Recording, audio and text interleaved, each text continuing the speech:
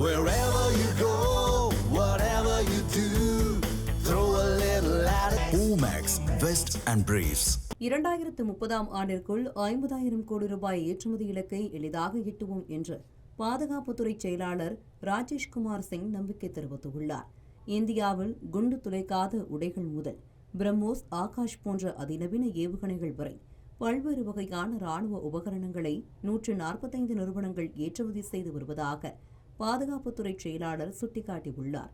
உலகளாவிய புவிசார் அரசியல் மோதல்களால் பல நாடுகள் மீண்டும் ஆயுதங்களை சேகரிக்க தொடங்கியுள்ள சூழலில் இந்திய பொதுத்துறை நிறுவனங்களின் ஏற்றுமதி வளர்ச்சி விகிதம் அதிகரித்துள்ளதாகவும் அவர் குறிப்பிட்டுள்ளார்.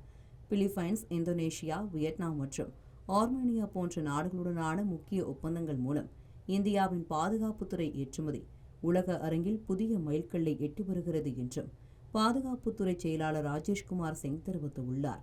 கடந்த 12 ஆண்டுகளில் இந்தியாவின் பாதுகாப்புத்துறை ஏற்றுமதி 686 கோடி ரூபாயில் இருந்து 38,424 கோடி ரூபாயாக அசுர வளர்ச்சி கண்டுள்ளது என்றும் அவர் குறிப்பிட்டுள்ளார்.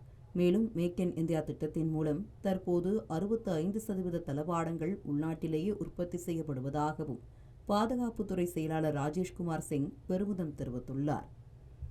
தமிழ் ஜனம் சேனலை சப்ஸ்கிரைப் பண்ணாம பார்த்துட்டு இருந்தீங்கன்னா மறக்காம சப்ஸ்கிரைப் பண்ணிடுங்க.